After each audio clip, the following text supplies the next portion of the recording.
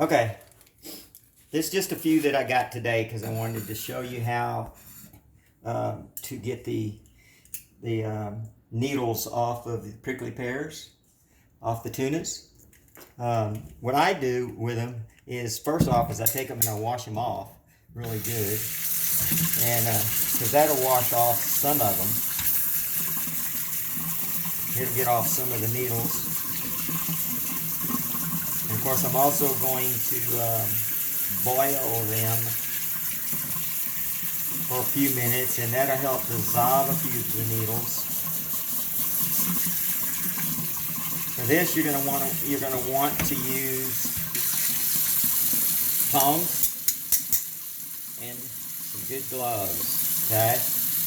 Because there's a lot of little bitty needles on here. You may not think they're there, but they're there. So what I do is I put some inside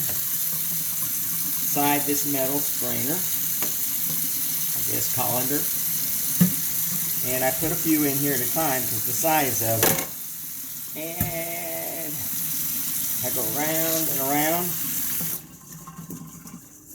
and this will actually help tremendously on breaking loose a lot of those little bitty needles, if you can see that. And it'll break off a lot of those needles as you're going around and around. I found this trick on the internet, and it actually works on all the ones that I did earlier. When we made some jelly, me and Marie, I did this, and the time I got done, I didn't have any more on them at all. Now, I wouldn't advise grabbing it barehanded like this. Then I take my gloves, because these are pretty thick. I got these at Home Depot. They're pretty thick, and I actually kind of rub over all the little eyes or spines to make sure that there's nothing else left. And of course, I'm going to cut the end of this off after I boil it, or before I boil it. I'm going to cut the end of this off, and I'm going to cut that end off.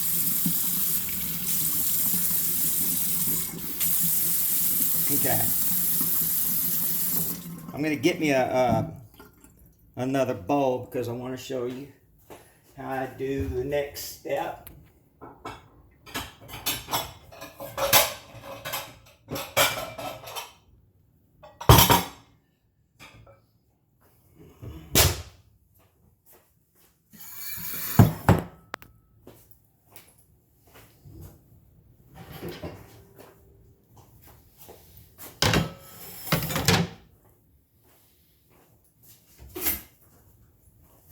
Helps to have a good sharp knife. This knife is not the greatest, sharpest knife in the world, unfortunately, and I've got a stone up here that I need to sharpen it with. So let me make sure that this one is good and ready.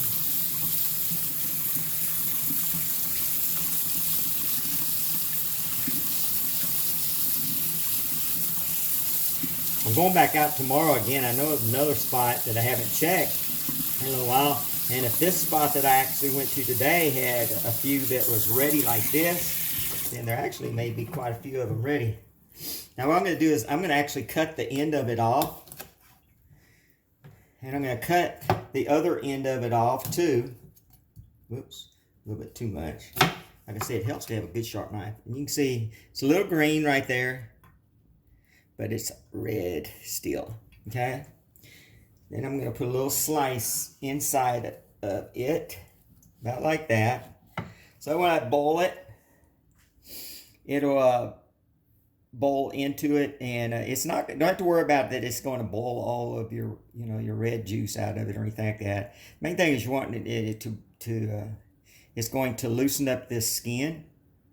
It's going to loosen up all this here, because then I'm going to put it in a bowl like that, and I'm actually going to mash them with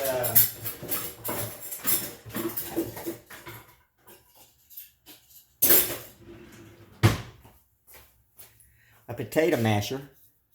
I'm going to mash them with a potato masher real good, and sometimes I even go as far as using this little metal mallet right here. And I mash them really good down in there. I'll smash them really good after they've been boiled now. Okay, then I get all the juice out. Then I'm going to put the skins, all the mashed up tunas. I'm going to put them in cheesecloth, and I'm going to squeeze them as hard as possible again. And I'm going to get the juice out of that, okay? Matter of fact, I'm going to go through the process a couple of times of it going through the cheesecloth, because I don't want to miss any needles at all and get that in your throat whenever you go to make your your jelly or anything like that. Because I'll actually run them through before I even go through the cheesecloth. I'm going to run them through one of these because the hose are really tight, and so I'm going to run them through a strainer, cheesecloth. So I've got a long process that I do, because I don't know if this is the correct way, but it's my way, and it makes for good jelly. So anyway, I hope that helps somebody. So anyway, God bless, have a good weekend, and I'll see you on Texas Foraging and Wild Crafting.